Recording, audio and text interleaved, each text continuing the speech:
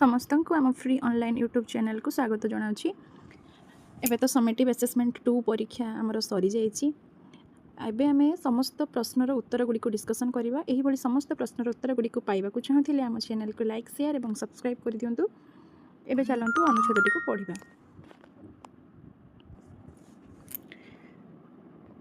खरा दिन होता है शिमिलीपाल अभयारण्य काठ कटाड़ी माने निआं लगाईदेले। शाल पियाशाल सागवान भली उच्च वृक्ष मान हुतु हुतु हो जलिले। बाघ भालू हाथी भली पशु और शुआसारी मयूर आदि पक्षी जीवन विकल भगवान को डाकिले। हठात कलाहांडिया मेघ घटी आसला। जीवजंतु मैंने गुंफारे पशिगले। वर्षा पवन में बड़ बड़ गछ उपुड़ीगला। गछ कटाड़ी मैंने गछ तले चापी होई मरीगले। अच्छा, प्रश्न कौन है आमर 1 नंबर देखो केउ माने अभयारण्य निआं लगेदेले। ये आम पढ़ले शिमिलीपाल अभयारण्य काठ कटाड़ी माने निआं लगेदेले। यहाँ ही हे 1 नंबर उत्तर। तापर आम देखा 2 नंबर मेघ देखी पशुपक्षी माने कौन कले। ये आम ए पढ़ले मेघ देखी पशुपक्षी माने कौन कले। बाघ भालू हाथी भली और शुआसारी मयूर आदि पक्षी जीवन विकल भगवान को डाकिले। हठात कलाहांडिया मेघ घटी आसला। जीवजंतु माने कौन कले गुंफारे पशिगले। यहाँ हे 2 नंबर उत्तर। जीवजंतु माने गुंफारे पशिगले। पशुपक्षी माने काहींकी भगवान को डाकिले कारण शाल पियाशाल सागवान भली उच्च वृक्ष माने हुतु हुतु हो जलिले। यहाँ हे ताहार उत्तर। 4 नंबर काठ कटाड़ी माने जंगल में काहींकी निआं लगाईदेले। यही उत्तरटा किंतु यही पैसेज भितर नाही। तबे माने टिके भाबी चिंती कि एटा को लिखिबार थिला जे काठ कटाड़ी माने जंगल में काहींकी निआं लगाईदेले। जे चालाक पिला निहाती लिखि देइथिबे ठीक। कहीं से जंगल को नष्ट करने को चाहूले। जंगल नष्ट हो जाता ना से मैंने खुशी हो जाते से जंगल में निआं लगेदेले। तुम्हें से समय जंगल में थे कौन कर तुम्हें कौन कर तुम लिखि था। अनेक छुआ मुझे देखिली उत्तर लिखिं आम भगवान को डाकी था कि सेठी प्रकृत में तुम यही कमटी कर कि तुम निआं लभेवाई चेष्टा कर लिखार कि आम निआं लिभेवाई चेष्टा करूँ कि आम दमकल को फोन करूँ। यही सब लिखिले भल नंबर तुम मैंने पाइब। या पर देखिबा गच्छर प्रतिशब्दटी को अनुच्छेद खोजी लेख। गच्छर प्रतिशब्द अच्छा कहल गछ को आउ कौन ये लिखा जाइए आम देखा वृक्षमान है। देख ये लिखाई वृक्षमान ताले वृक्ष आम ये लिखिपारि था गच्छर प्रतिशब्द माने गछ सहित सामान शब्द कौटा ये होता वृक्ष। यार सठिक उत्तर होची वृक्ष। तापर आम देखिबा वर्षा पवन 7 नंबर वर्षा पवन में गछ उपुड़ी पड़ा। एठारे पड़ा गोटे कौन कौन है उपुड़ी पड़ा है ताले पड़ाटा पड़ा कौन है पड़ा पड़ा ये कौन हम गोटे क्रिया हम है ये गोटे कम को बुझा पड़ुची तेणु ये क्रिया हम। तापर देख गोटे आमको गीतटी देटा को पढ़ी कि आम यार उत्तर बाहर करवा। कुना भाईना सुना पंजुरी देव कि से सुख पर अधीन बंदी जीवन अटई बड़ दुख। लड़ा नाही मो सुना पंजुरी रूपा थालीर भात गछर डाल सरगमर बण पराम मित।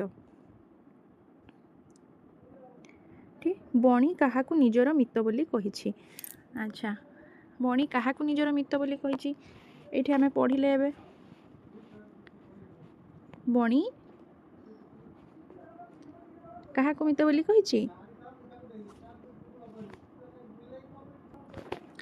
इठी लिखा है बण पराम मित ताले उत्तर कौन हम बणी बण को निजर मित बोली कहिछि।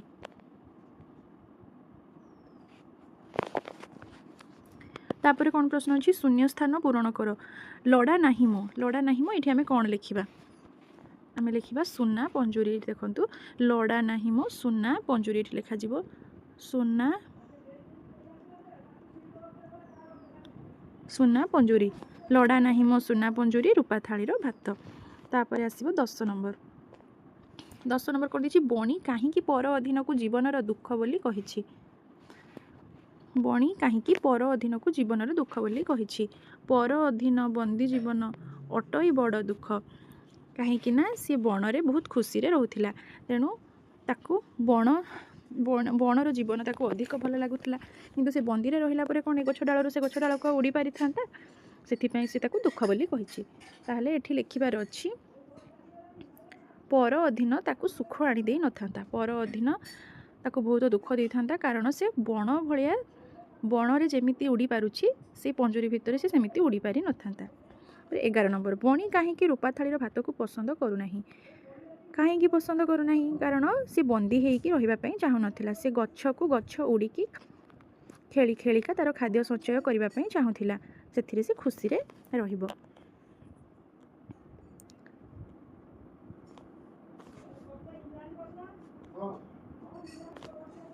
ତାପରେ 12 ନମ୍ବର ଦେଖିବା, ଯେମିତି ଦଳି କୋଳି ଏକା ଭଳି ଶୁଣାଯାଉଛି, ସେମିତି ଭାତ ସହିତ ଆମେ କ'ଣ ଲେଖିପାରିବା? ଆମେ ଲେଖିପାରିବା ହାତ ଲେଖିପାରିବା, ହାତ ଲେଖିପାରିବା, ଗାତ ଲେଖିପାରିବା। ତାପରେ ଆମର ଖ ନମ୍ବର ଅଛି ବିପରୀତ ଶବ୍ଦ ଲେଖ। ବଡ଼ର ବିପରୀତ ଶବ୍ଦ ହେଲା ସାନ, ସେମିତି ସୁଖର ବିପରୀତ ଶବ୍ଦ କ'ଣ ହେବ? ଦୁଃଖ।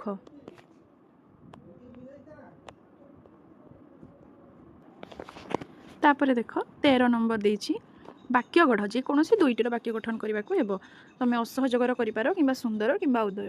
ଅସହଯୋଗ ଆମେ ଜାଣିଛୁ, ଏଠି ଲେଖିପାରିବା ଆମେ ଭାରତ ସ୍ୱାଧୀନ ହେବା ପାଇଁ ଅସହଯୋଗ ଆନ୍ଦୋଳନ ହୋଇଥିଲା। ଅସହଯୋଗ ମାନେ ଯିଏ ସହଯୋଗ କରେ ନାହିଁ। କିମ୍ବା ଲେଖିପାରିବ ଆମ ବିଦ୍ୟାଳୟରେ ମୋ ସାଙ୍ଗମାନେ ମୋତେ କେବେ ଅସହଯୋଗ କରନ୍ତି ନାହିଁ, ସବୁବେଳେ ମୋତେ ସହଯୋଗ କରନ୍ତି। ଏଠି ଲେଖିପାରିବ। ତାପରେ ସୁନ୍ଦର, ଏଇଟା ତ ସହଜ ଅଛି, ତୁମମାନେ ଲେଖିପାରିବ ସୁନ୍ଦର। ଆମ ବିଦ୍ୟାଳୟରେ ବଗିଚାଟି ବହୁତ ସୁନ୍ଦର ଅଟେ। ଉଦୟ, ସୂର୍ଯ୍ୟ ପୂର୍ବ ଦିଗରେ ଉଦୟ ହୁଅନ୍ତି, ଏମିତି ଲେଖିପାରିବ। ତାପରେ ଅଛି 14 ନମ୍ବର, ନିମ୍ନରେ ଦେଇଥିବା ପଦ୍ୟ ରୂପକୁ ଗଦ୍ୟ ରୂପରେ ଲେଖ। ପଦ୍ୟ ରୂପକୁ ଗଦ୍ୟ ରୂପରେ ଆମେ କେମିତି ଲେଖିବା? ଧର୍ମର ଆମେ କ'ଣ ଲେଖିବା? ଧର୍ମ। ସେମିତି ପରାଣର କ'ଣ ଲେଖିବା? ପ୍ରାଣ। ପ୍ରାଣର ହେବ ପ୍ରାଣ। ତାପରେ ଆମେ ଦେଖିବା 15 ନମ୍ବର, ନିଜ ଭାଷାରେ ବୁଝାଇ ଲେଖ 4ଟି ବାକ୍ୟରେ। ଆମେ ଗୋଟିଏ ମାଳରେ ଭିନ୍ନ ଭିନ୍ନ ପ୍ରକାରର ଅନେକ ଫୁଲ। ଆମକୁ ଏଠି 4ଟି ବାକ୍ୟ ଲେଖିବାର ଅଛି। ଆମେ ଗୋଟିଏ ଦେଶରେ ରହୁଥିବା ବିଭିନ୍ନ ପ୍ରକାର ଧର୍ମର ଲୋକ ବସବାସ କରୁଛୁ। ସେଇଟା ଗୋଟେ ଲେଖିଦେଇଥାନ୍ତ କି ଆମେ ବିଭିନ୍ନ ଧର୍ମର ଲୋକମାନେ ଆମେ ବସବାସ କରୁଛୁ। ଆଉ କ'ଣ? ଆମର ଖାଦ୍ୟ ମଧ୍ୟ ଭିନ୍ନ ଭିନ୍ନ। ଖାଦ୍ୟ ମଧ୍ୟ ଭିନ୍ନ। ଆଉ କ'ଣ ଭିନ୍ନ? ଆମର ପୋଷାକ ମଧ୍ୟ ଭିନ୍ନ। ଆମର ପୋଷାକ ହେଲା। ଏହିସବୁ ଭିନ୍ନତା ଥିବା ସତ୍ତ୍ୱେ ଆମେ ସମସ୍ତେ କ'ଣ କରୁଛୁ ନା ଗୋଟିଏ ଦେଶରେ ଏକ ହୋଇ ରହିପାରୁଛୁ। ଏହାପରେ ଦେଖିବା 16 ନମ୍ବର, ଝିଅ ବୋହୂମାନେ କିପରି ବୋଇତ ବନ୍ଦାଉଥିଲେ। ଏଠି ଯେକୌଣସି 2ଟି ପ୍ରଶ୍ନର ଉତ୍ତର କରିବା ପାଇଁ ପଡ଼ିବ। ଝିଅ ବୋହୂମାନେ କିପରି ବୋଇତ ବନ୍ଦାଉଥିଲେ? ଆମେ ଏଇଟା ପଢ଼ିଛୁ। ଝିଅ ବୋହୂମାନେ କିପରି ବୋଇତ ବନ୍ଦାଉଥିଲେ? ଝିଅ ବୋହୂମାନେ ଦୀପ ଜାଳି ବୋଇତ ବନ୍ଦାଉଥିଲେ। ଏଠି ତୁମକୁ ପୁରା ବାକ୍ୟରେ ଲେଖିବା ପାଇଁ ପଡ଼ିବ ଯେ ଝିଅ ବୋହୂମାନେ ଦୀପ ଜାଳି ବୋଇତ ବନ୍ଦାଉଥିଲେ। ତାପରେ ବୀରକିଶୋର କାହିଁକି କବିତା ଲେଖୁଥିଲେ? ବୀରକିଶୋର କାହିଁକି କବିତା ଲେଖୁଥିଲେ? ଆମ ଦେଶବାସୀଙ୍କୁ ଜାଗ୍ରତ କରିବା ପାଇଁ, ଆମେ ତାଙ୍କୁ ସବୁଦିନ କେମିତି ମନେ ରଖିବୁ, ସେଥିପାଇଁ ସେ କବିତା ଲେଖୁଥିଲେ। ଆଉ କ'ଣ? ମଣିଷ କାହିଁକି ପଶୁପକ୍ଷୀଙ୍କୁ ମାରିଥାଏ? ମଣିଷ ତୁମେମାନେ ତ ଜାଣିଥିବ, ଆମେ ବି ସବୁ ମାରୁଛୁ ପଶୁପକ୍ଷୀଙ୍କୁ ଖାଇବା ପାଇଁ। ତେଣୁ ମଣିଷ ନିଜର ଲାଳସା ମେଣ୍ଟାଇବା ପାଇଁ ପଶୁପକ୍ଷୀଙ୍କୁ ମାରିଥାଏ। ଏଇଟା ହେଉଛି ତା'ର ସଠିକ୍ ଉତ୍ତର। ତାପରେ ଦେଖିବା କ'ଣ ଅଛି 17 ନମ୍ବର, ନିମ୍ନରେ ଦିଆଯାଇଥିବା ଚିତ୍ର ଦେଖି 3ଟି ବାକ୍ୟ ଲେଖ। ତ ବହୁତ ସହଜ ଅଛି, 3ଟି ବାକ୍ୟ ତୁମେ ଲେଖିପାରିବ। ଏଇଟା କ'ଣ ହେଉଛି? ଏଇଟା ରଥଯାତ୍ରା ହେଉଛି ହେଲା। ରଥଯାତ୍ରାରେ ଲୋକମାନେ ରଥ ଟାଣନ୍ତି। ସୁଭଦ୍ରାଙ୍କ ରଥକୁ କେବଳ ସ୍ତ୍ରୀ ଲୋକମାନେ ଟାଣୁଛନ୍ତି। ଏବଂ ରଥଯାତ୍ରାରେ ଆମେ ବହୁତ ଧୁମଧାମରେ ପାଳନ କରୁ ରଥଯାତ୍ରାକୁ। ଆମେ ରଥଯାତ୍ରାରେ ଜଗନ୍ନାଥ, ବଳଭଦ୍ର ଏବଂ ସୁଭଦ୍ରା ବାହାରକୁ ବୁଲିବାକୁ ଆସନ୍ତି। ଏଇ କଥା ଆମେ ଲେଖିପାରିବା। ତାପରେ ଦେଇଛି ଦେଖ 18 ନମ୍ବର, ବନ୍ଧନୀ ମଧ୍ୟରେ ଥିବା ଶବ୍ଦକୁ ନେଇ ଅନୁଚ୍ଛେଦଟିଏ ଗଠନ କର। କ'ଣ କ'ଣ ଦେଇଛି? ଗାଈ, ଘାସ, କୁଟା, କ୍ଷୀର, ପେଜ, ତୋରାଣୀ, ଗୋମାତା। ମାନେ ଏଠି ଗାଈ ବିଷୟରେ ହିଁ ଆମେ ଲେଖିପାରିବା। ଆମେ ଗାଈକୁ ଗୋମାତା ରୂପେ ପୂଜା କରୁ। ଗାଈକୁ ଆମେ କାହା ରୂପରେ ପୂଜା କରୁ? ଗୋମାତା ରୂପେ ପୂଜା କରୁ। ତାକୁ ଆମେ କ'ଣ? ଆମେ ତାକୁ ଘାସ ଖାଇବା ପାଇଁ, ଘାସ ଓ କୁଟା ଖାଇବା ପାଇଁ ଦେଉ। ପେଜ ଓ ତୋରାଣୀ ତାକୁ ଆମେ ପିଇବା ପାଇଁ ଦେଉ। ସେ ଆମକୁ କ୍ଷୀର ଦିଏ। ତା ବିନା ଆମେ କ୍ଷୀର ପାଇପାରିବା ନାହିଁ। କ୍ଷୀରରୁ ଆମେ ଦହି, ଛେନା ଏଇସବୁ ତିଆରି କରୁ। ଏଗୁଡ଼ାକୁ ଆମେ ଲେଖିପାରିବା। ଏଇଟା ଥିଲା 5 ମାର୍କ, ତେଣୁ ତୁମେ 5ଟି ବାକ୍ୟ ଲେଖିବା ପାଇଁ ଚେଷ୍ଟା କରିବ। ଆଚ୍ଛା, ଏବେ ଆମର ସରିଯାଇଛି ପ୍ରଶ୍ନ ଉତ୍ତର। ମୁଁ ଆଶା କରୁଛି ତୁମେମାନେ ସବୁ ପରୀକ୍ଷାରେ ଭଲ କରିଥିବ ଆଉ ସମସ୍ତେ ଭଲ ନମ୍ବର ନିଶ୍ଚୟ ରଖିବ। ରହୁଛି, ଧନ୍ୟବାଦ।